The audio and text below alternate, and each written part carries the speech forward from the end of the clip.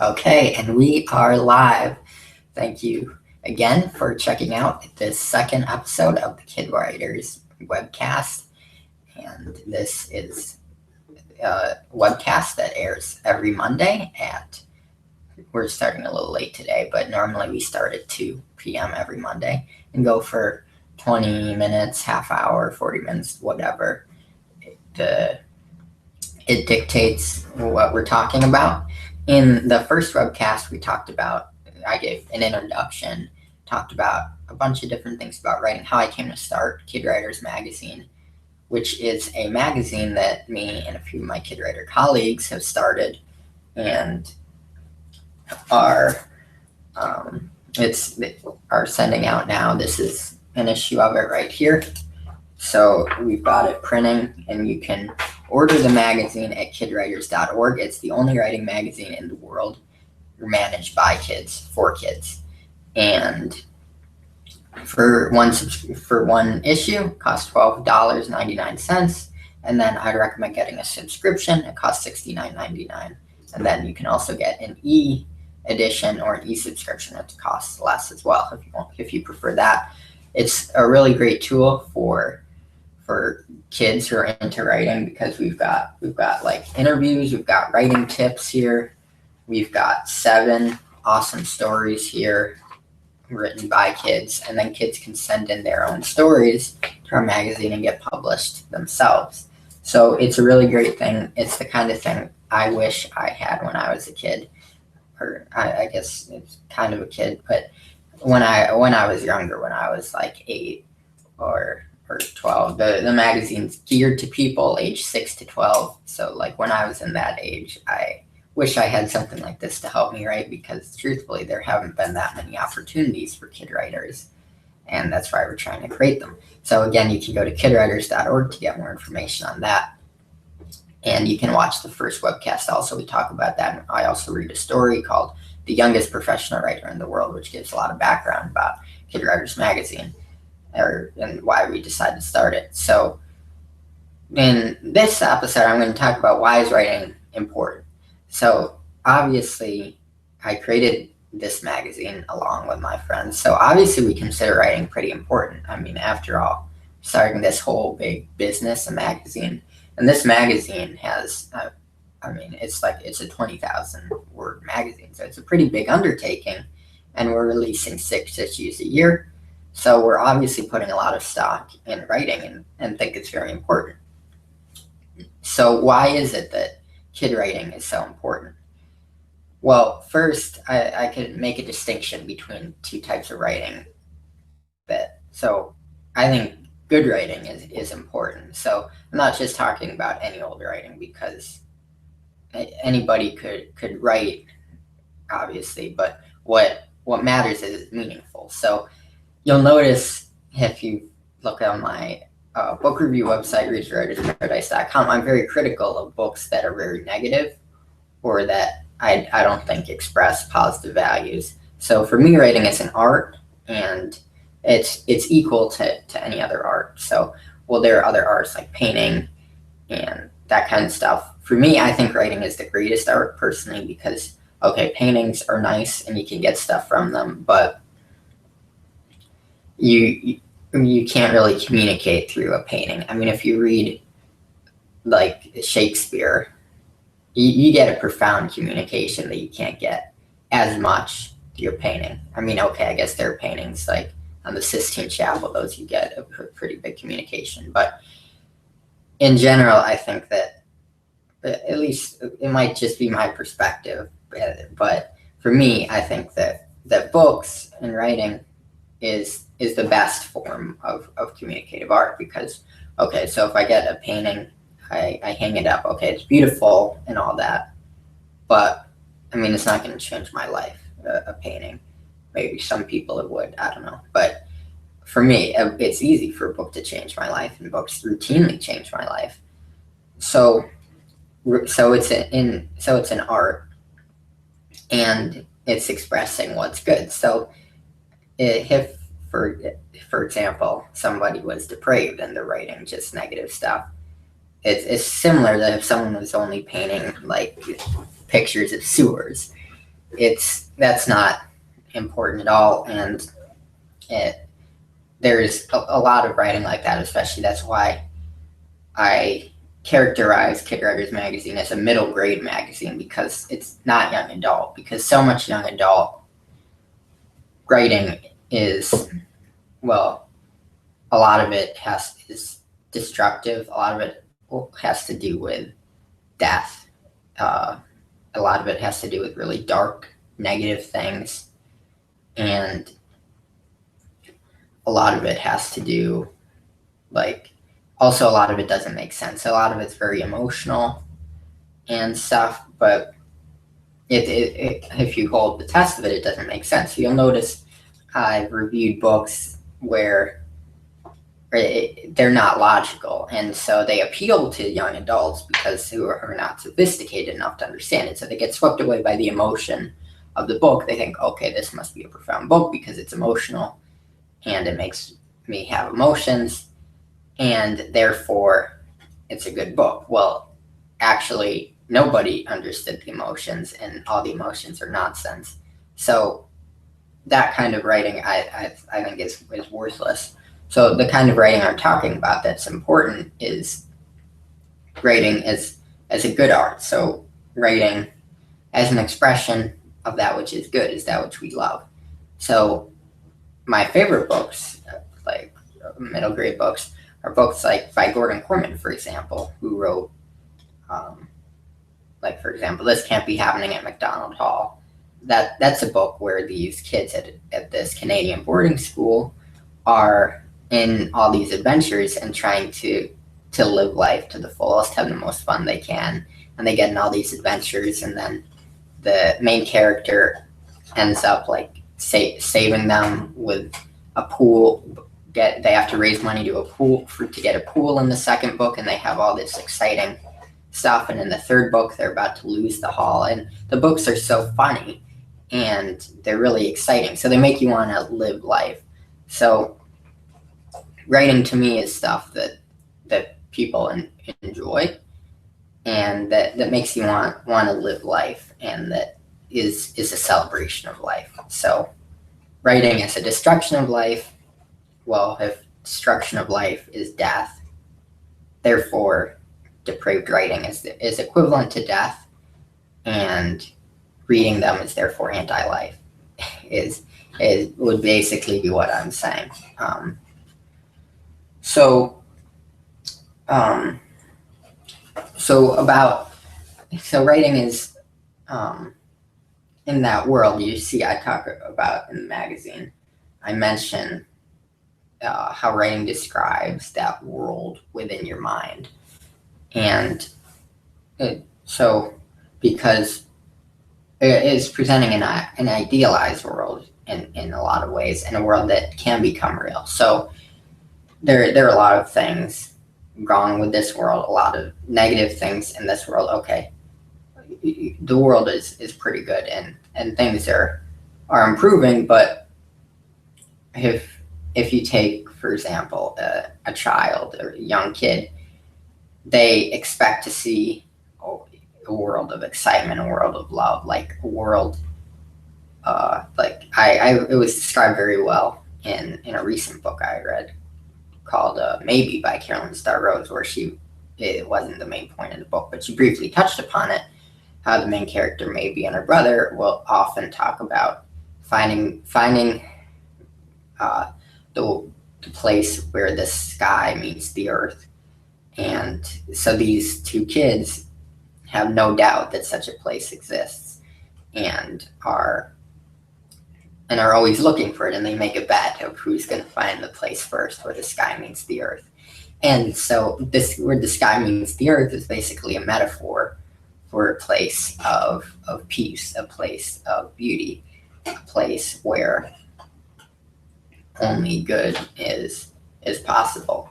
And so in that way, that's what I view important writing as, is talking about that world. And then through writing, we can express that world, and because everybody has it in their mind. Like, I like that's why in The Youngest Professional Writer in the World, when when Anthony is writing the story, he's writing a story about Atlantis, because Atlantis, I'm not talking about anything historical, but what it represents is basically a place of purity and sanctity, but a place that was also lost.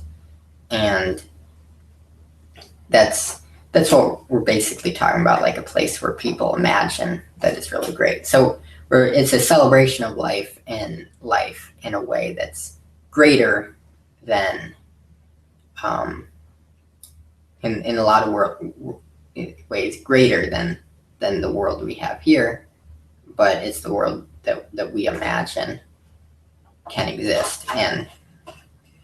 And so I think that's very, very worthwhile, of course, because, I mean, after all, it's a greater world. So by writing is really a medium where, by this world in our minds that we imagine, it goes down here. And so that's why also in the Great Painting Robbery, which is in the magazine story I wrote, I talk about how in that story, the main character, Nick, the story revolves around a painting he made about clouds that were supposed to be on Jupiter. Let me see what exactly it says about it.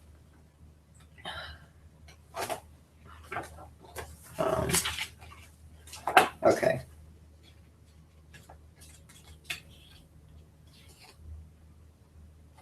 Okay, here it is. Although it was supposed to be the clouds on Jupiter, it was really the clouds on Earth. Only the sort of clouds a person sees only on the special summer days of childhood and tries to see again but never can. So that's what we're talking about. So here it is expressed in that painting, which is the same thing that we're talking about here, a great world of fun.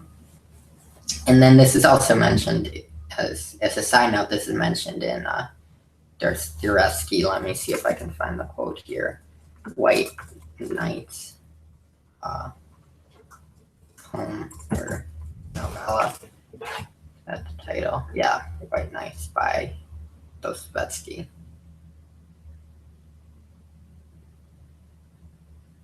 Wait for this to load.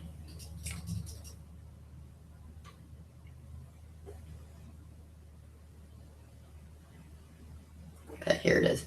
It was a wonderful night, such a night as is only possible when we are young, dear reader. The sky was so starry, so bright, that looking at it, one could not help asking oneself whether ill-humored and capricious people could live under such a sky. So it's talking about seeing this sky, seeing this place as we imagine the world should be. So that's what the ideal of writing is. Now, so how does that actually come about in our writing? Well, so the what I would say as a general rule, I've said this before, I'm sure, is that when you're writing, try to make it as fun as you can possibly make it, as enjoyable as it possibly can be. So, when you're thinking about what should you do in your story, think, what is the absolute most fun, crazy, awesome thing that could possibly happen? And then write that. That's a good rule. So some people write stories to talk about like moral stuff or social stuff, which I don't really like that kind of stuff, because, well, one, it would never be written by a kid. So my basic rule also for kid writing is that if it would never have been written by a kid, it's not worth writing. So for example, like Gordon Corman, so we're talking about, that actually was written by a kid. It was a series written by a kid. Something like the Percy Jackson series. Okay, a kid probably wouldn't well, I don't know, a smart kid probably could write that. And it's the type of thing a kid could write. And a book like Beverly Cleary's books, Ramona, a kid could write that for sure.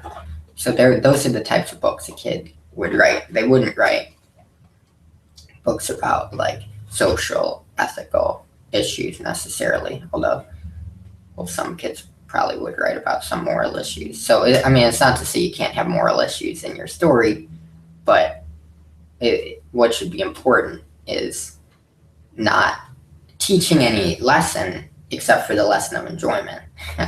So people could criticize stories that are really fun and awesome as not teaching moral values, but I would say, what type of moral values are they talking about? Because we're teaching moral value of enjoyment, the moral value that life is good, it's good to live it, and should be enjoyed. And trying to think of some really fun things that could happen. And so, and they're writing these stories that are so confined to these agendas. Like, I don't think that that's moral. Our writing is. I read a review of one of Gordon Corman's books. It said how his books were a philosophy of life and gave him hope, and that's kind of what it is, because they're full of life. So that's what our writing should be. And I also think it's important, though, for our writing to be realistic. So in the sense that it's realistic in the world that it's in. So writing shouldn't have any inner contradictions. Writing should be inwardly consistent. So I've read some books and noticed some logical flaws in the books that don't make sense, which I think is a big problem, because if you're describing a world that really exists, it makes sense, right? Like, our world makes logical sense, doesn't it? You could argue with that, but the world has to make logical sense from a certain level. So if you're writing a fantasy series, and then that's fine, but it has to, in the world it's in, make sense. So in that world, it could exist. But you shouldn't have your characters do stuff that's not realistic. So if you're having like a series with like a kid, don't make him do stuff that doesn't make sense. Like, that was the critique I had recently with this book, Double Vision by F.T. Bradley. It's a very good book. I really like it. And it's very, very fun book. This kid becomes a double agent, but it's a crazy story. Now, the only problem I have with the book is that there's some things in it that don't make sense that the characters would do. Okay, so all the there's a lot of long-winded stuff, a lot of crazy plot action. Okay, I'm fine with all that, because that's the world it's in. But then they have this ordinary kid here who is risking his life, going all the way across the world to save his family from a debt, which doesn't make sense, because he's being sued for $1 million because a dozen sheep escaped from a farmer. I mean, it doesn't make sense. He can't sue for $1 million because a dozen sheep have escaped from a farmer. And plus, why would he sacrifice himself and go halfway across the world? So it doesn't make sense. So I really like the plot of the story and the action of the story. So I'd recommend the book for sure, because it's super fun. But the realisticness of what the character could do, the writer took some shortcuts. I mean, she could have made some stuff where it made sense, why he would go to France, why all this happened, instead of having to make up a ridiculous lawsuit that doesn't make sense. Because anyone could sense the logic of that. I mean, kids could sense that the logic of that is out, and therefore the hopefulness that such a fun story would provide kind of goes away. So the importance of of it. And then the importance of reading, of course, we all know what great books have done for us. They changed our whole lives. Recently, I reread some old books that I haven't read in a few years, and I noticed some of the stuff has just been in the back of my mind. I'm like, oh yeah, I remember that phrase. Like, I think about that phrase all the time. And so I think about where that came from. It came from those books. So books are very important. They're a way of living. And for those of us who are able to, for who writing is able to be that way of living, then that's what we should do. And so that's why I created the magazine, to help support kids to be able to do that. And yeah, so there's something about kids writing especially too, because adult writing for kids is good, very good, but there's always something about a kid's story that's very exciting. Like this story, for example, the story of Daniel lost in cyberspace. I could even read this for you, but I'll just read a little bit of it. Let's see. Introduction. One day Daniel was making a website when a strange zap came from the computer, and Daniel was in cyberspace. Daniel Johnston lost in cyberspace. Now Daniel must find his way back into the real world. Daniel said, what's going on? Am I in cyberspace? Well, I really am in cyberspace. Whoa, cool, this is my website. I'm being sucked up by the blankness in my page. Daniel ran and ran and ran until finally got back into the members area on the counter. Daniel said, wow, I understand these codes. Later he says, let's see. Then a good night came and saved those spyware and anti-spyware protection, Daniel said. Then he said, if we can get into Becky's email, we can get into her dad's. If we can't get into her dad's, we can get into the worldwide computer station. That's what they did. First Becky's, then her dad's, then America, then North America, then the worldwide computer station. Then they get out of Daniel's computer, told their parents and the police everything. This criminal was caught, but there would be more cyber crimes. Daniel saw them somehow in the wild words of cyberspace. So this is a story I wrote when I was in third grade. It's a crazy story. I didn't come up with the idea myself. A girl in our class wrote it, and I kind of adapted it from that. But it's a pretty crazy, fun story. And I like it because, okay, there's a lot of grammatical problems in it and stuff like that. That doesn't matter. I mean, anyone can write good grammar. Okay, the writing's not as advanced as it used to be, but that's or as it could be if I wrote it now. But that's kind of the charm of it. That it's kind of the charm that it's fun like that, and it's just really exciting moving from one adventure to the next. So kids writing is very special because kids naturally just talk about that excitement. They automatically talk about what they write about what they find fun and great. And that's the type of kid writing that we promote. Not anything super academic or anything, not academic at all, just fun stuff that we like to read. And that is, in my mind, very important. So, let's see. Looks like this hangout may be coming to an end.